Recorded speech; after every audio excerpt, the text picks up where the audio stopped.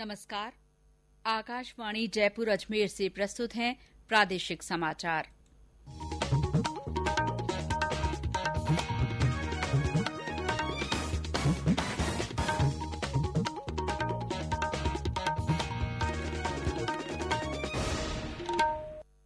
मुख्य समाचार।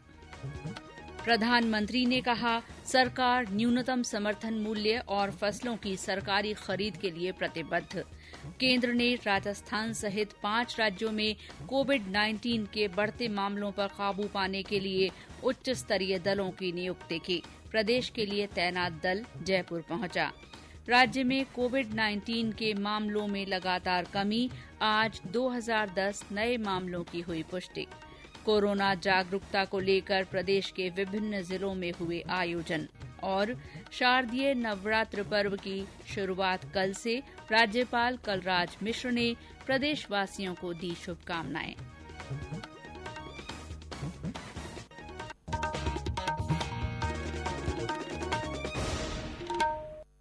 समाचारों के साथ मैं शीला चावला। कोविड-19 महामारी के खिलाफ देश एकजुट होकर लड़ रहा है। आप भी हमारे साथ सुरक्षा और बचाव के 3 आसान एहतियाती उपायों का संकल्प लें। मास्क पहनें, 2 गज की दूरी है जरूरी, सुरक्षित दूरी बनाए रखें, हाथ और मुंह साफ रखें। और अब समाचार विस्तार से। प्रधानमंत्री नरेंद्र मोदी ने कहा है कि सरकार न्यूनतम समर्थन मूल्य और फसलों की सरकारी खरीद के लिए प्रतिबद्ध है, क्योंकि ये खाद्य सुरक्षा के अभिन्न अंग हैं।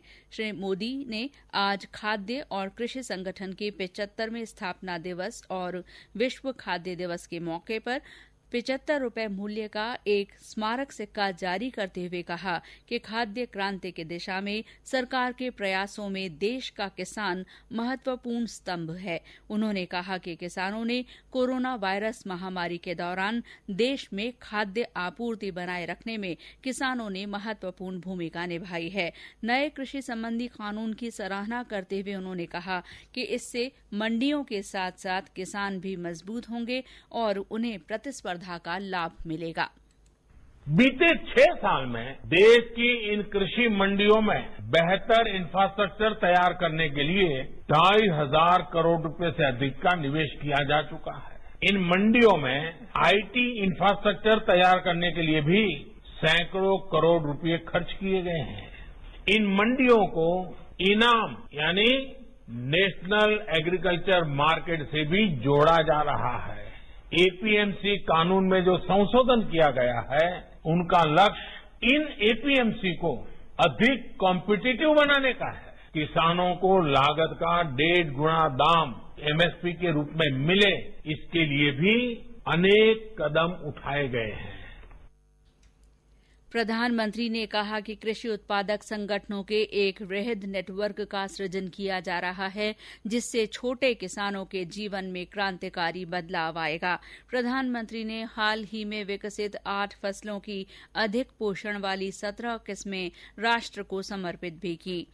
प्रधानमंत्री ने कहा कि सरकार ने देश में कुपोषण के मुद्दे के समाधान के लिए बहुआयामी कदम उठाए हैं। उन्होंने कहा कि केंद्र सरकार ने वैश्विक खाद्य सुरक्षा को बढ़ावा देने के लिए आवश्यक सुधार किए हैं।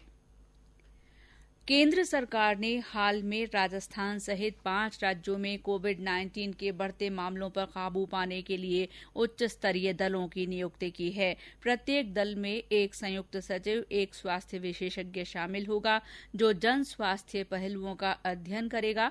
दल में शामिल एक निदान विशेषज्ञ संक्रमण की रोकथाम के तरीकों और नैदानिक प्रबंधन मानकों का पालन करने का जायजा लेगा।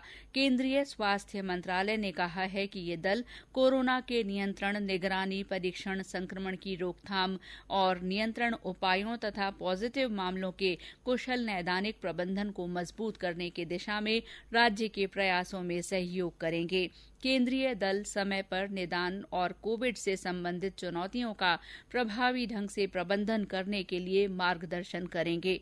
राजस्थान के लिए तैनात केंद्रीय दल जयपुर पहुंच गया है। इसमें सैन्य मामलात मंत्रालय के संयुक्त सचिव राजीव सिंह ठाकुर, एनवीबीडीसीपी के अतिरिक्त निदेशक डॉ अवधेश कुमार तथा श्वास रोग विशेषज्ञ डॉ जेके सैनी शामिल हैं। प्रदेश में कोरोना संक्रमण के मामलों में लगातार कमी हो रही है। कोरोना के मामले घटते हुए आज 2010 पर दर्ज हुए। सबसे ज्यादा 394 मामलों की पुष्टि जयपुर में हुई है। इसी तरह जोधपुर जिले में 302, बीकानेर में 265, कोटा में 89, अलवर में 84, उदयपुर में 77 और अजमेर में 64 नए रोगियों की जानकारी मिली है। आज 2201 लोग कोरोना संक्रमण से मुक्त भी हुए हैं। अब कोविड-19 के सक्रिय मामलों की संख्या 21,381 रह गई है। पिछले 24 घंटों के दौरान इस संक्रमण से 15 लोगों की मृत्यु हुई है, जिन्हें मिलाकर मृतकों का आंकड़ा बढ़कर 1,723 हो गया है। देश में पिछले 5 सप्ताह से कोविड के औसत मामलों की संख्या में लगातार गिरावट आ रही है। एक महीना पहले कोविड के लगभग 90,000 मामले रोजाना सामने आ रहे थे, लेकिन कल इनकी संख्या घटकर 63,000 रह गई। देश में ठीक होने वाले लोगों की संख्या में भी बढ़ोतरी जारी है और अब तक करीब 64,53,000 लोगों के ठीक होने के साथ ही भारत कोरोना से ठीक होने वाले रोगियों की संख्या के मामले में दुनिया भर में शीर्ष पर है। केंद्र सरकार की ओर से कोरोना महामारी के प्रति लोगों को जागरूक करने के लिए जन आंदोलन चलाया जा रहा है। इस जन आंदोलन से जुड़ते हुए पैरालंपियन देवेंद्र झाझड़िया ने लोगों से घर से बाहर जाने पर मास्क पहनने और सुरक्षित दूरी बनाए रखने का आग्रह किया है। नमस्कार, मैं देवेंद्र झाझड़िया। हमारे देश के प्रधानमंत्री माननीय नरेंद्र मोदी जी ने कोरोना से संबंधित अपील की है, जब तक दवाई नहीं तब तक ढिलाई नहीं। इसका आप जरूर ध्यान रखें।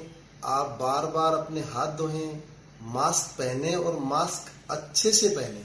इसके अलावा आप कहीं भी हो सके इतने घर से बाहर ना निकले, ज्यादा जरूरी कार्य ना हो तो, लेकिन फिर भी आपको बाहर निकलना पड़े घर से कम 2 गज की दूरी बनाए रखें।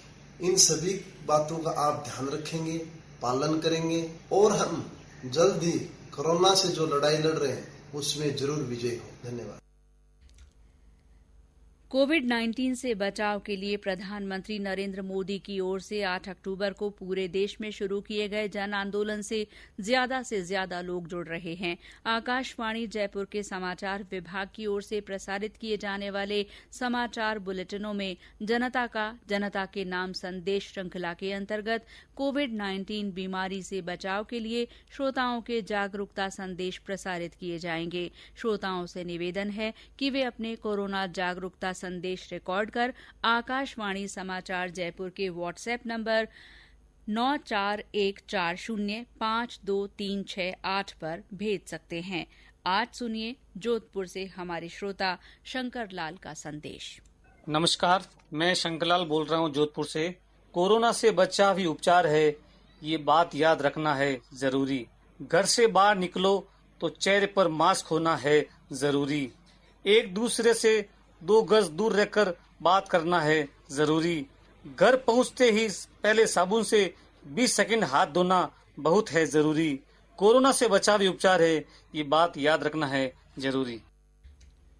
राज्य सरकार के कोरोना जागरूकता अभियान के तहत आज विभिन्न जिलों में कार्यक्रम हुए। प्रतापगढ़ में नगर परिषद की पहल पर शहर के विभिन्न इलाकों से मोटरसाइकिल रैली निकाली गई। झालावाड़ में नो मास्क नो एंट्री अभियान में आज जिला प्रशासन और पत्रकार संगठनों की ओर से मास्क वितरित किए गए। टोंक में इसी सिलसिले में आज देवली में कोरोना जागरण फेरी का आयोजन किया गया। जिले के मालपुरा में लोगों को रोग प्रतिरोधक काढ़ा पिलाया गया। बूंदी में कोरोना जागरूकता पर रंगोली बनाकर राजस्थान सतर्क है का संदेश दिया गया। बीकानेर में कोरोना के विरुद्ध जन आंदोलन के दूसरे चरण के तहत हारेगा कोरोना जीतेगा बीकाणा अभियान की आज शुरुआत हुई। सवाई माधोपुर में जन आंदोलन नो मास्क नो एंट्री के तहत आज जिला मुख्यालय पर जिला कलेक्टर, पुलिस अधीक्षक सहित विभिन्न विभागों के अधिकारियों और कर्मचारियों ने मुख्य बाजार से पैदल मार्च निकाला। सूरवाल में रूडिप की ओर से श्रमिकों और उनके परिजनों को मास्क, सैनिटाइजर और साबुन वितरित किए गए। ये समाचार आकाशवाणी जयपुर अजमेर से प्रसारित किए जा रहे हैं। प्रादेशिक समाचार आप न्यूज ऑन एयर ऐप पर भी सुन सकते हैं। और बाकी के समाचारों से पहले ये संदेश। चलो मिलकर एक शुरुआत करें, चलो एक फैसला आज करें।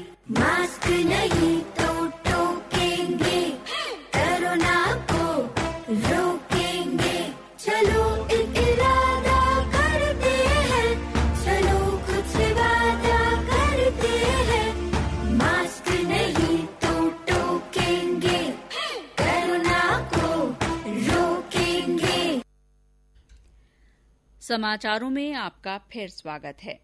शारदीय नवरात्रि पर्व कल से शुरू हो रहा है। इस मौके पर मंदिरों में घट स्थापना के साथ ही 9 दिन तक चलने वाले धार्मिक अनुष्ठान शुरू हो जाएंगे। 9 दिन तक विशेष पूजा अर्चना के लिए घरों में भी तैयारियां की जा रही हैं। राज्यपाल कलराज मिश्र ने प्रदेशवासियों को नवरात्र पर्व के स्थापना दिवस की शुभकामनाएं दी हैं। उन्होंने कहा कि नवरात्र जीवन में उचित और पवित्र कार्य करने तथा सदाचार अपनाने को प्रेरित करता है। विधानसभा अध्यक्ष डॉक्टर सीपी जोशी ने भी प्रदेशवासियों को इस पर्व की शुभकामनाएं दी हैं। राज्य में 59 नई ग्राम सेवा सहकारी समितियों के गठन को मंजूरी दी गई है। सहकारिता विभाग के रजिस्ट्रार मुक्तानंद अग्रवाल ने बताया कि 17 जिलों में इन नई ग्राम सेवा सहकारी समितियों का गठन किया गया है। करीब 30,000 किसान इन ग्राम सेवा सहकारी समितियों से जुड़ चुके हैं। राज्य सरकार ने अनुसूचित जाति जनजाति अत्याचार निवारण योजना में 47 करोड़ रुपए के अतिरिक्त बजट को मंजूरी दी है। इससे अनुसूचित जाति जनजाति वर्ग के पीड़ित व्यक्तियों को नियमानुसार आर्थिक सहायता स्वीकृत की जा सकेगी। राज्य सरकार ने इसी तरह चुनाव ड्यूटी के दौरान कोविड-19 से कर्मचारी की मृत्यु होने पर 30 लाख रुपए का अनुग्रह अनुदान मंजूर किए जाने के प्रस्ताव को भी स्वीकृति दे दी है। राज्य सरकार ने कोविड-19 महामारी के मद्देनजर राजस्थान वैल्यू एडेड टैक्स नियम 2006 के तहत वैट 40E के तहत रिटर्न फाइल करने के लिए दी गई छूट की अवधि को बढ़ा दिया है। अब ये रिटर्न आगामी 31 दिसंबर तक फाइल किए जा सकेंगे। प्रधानमंत्री नरेंद्र मोदी इस महीने की 25 तारीख को आकाशवाणी के मन की बात कार्यक्रम में अपने विचार साझा करेंगे। ये इस कार्यक्रम की 70वीं कड़ी होगी। श्रोता अपने विचार और सुझाव नमो ऐप या MyGov ओपन फोरम पर भेज सकते हैं।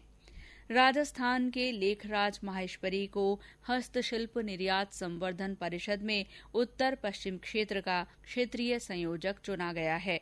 परिषद की प्रशासन समिति की नई दिल्ली में हुई बैठक में सदस्यों और क्षेत्रीय संयोजकों का चयन किया गया। हिमाचल प्रदेश में एक सड़क हादसे में राजस्थान के 2 लोगों की मौत हो गई। ये दुर्घटना अटल टनल रोहतांग के पास धुंधी पुल से एक कार के नीचे गिर जाने से हुई। कार में राजस्थान के कोटपूतली के 4 पर्यटक सवार थे, जिनमें से 2 की मौके पर ही मृत्यु हो गई। राज्य में अवैध बजरी के खनन, परिवहन और भंडारण के विरुद्ध राज्य सरकार द्वारा कल से शुरू किए गए अभियान के पहले दिन 27 प्रकरण सामने आए हैं। इनमें से पुलिस में 15 प्रथम सूचना रिपोर्ट दर्ज कराने के साथ ही 23 वाहन मशीन तथा 6,500 टन बजरी जब्त की गई। और अंत में मुख्य समाचार एक बार फिर। प्रधानमंत्री ने कहा है कि सरकार न्यूनतम समर्थन मूल्य और फसलों की सरकारी खरीद के लिए प्रतिबद्ध है। केंद्र ने राजस्थान सहित 5 राज्यों में कोविड-19 के बढ़ते मामलों पर काबू पाने के लिए उच्च स्तरीय दलों की नियुक्ति की है। प्रदेश के लिए नियुक्त दल जयपुर पहुंच गया है। राज्य में कोविड-19 के मामलों में लगातार कमी हो रही है। आज 2010 नए मामलों की पुष्टि हुई है। कोरोना जागरूकता को लेकर प्रदेश के विभिन्न जिलों में कार्यक्रम आयोजित किए गए। और शारदीय नवरात्र पर्व कल से शुरू हो रहा है। राज्यपाल कलराज मिश्र ने प्रदेशवासियों को शुभकामनाएं दी हैं। इसी के साथ प्रादेशिक समाचार बुलेटिन समाप्त हुआ। नमस्कार।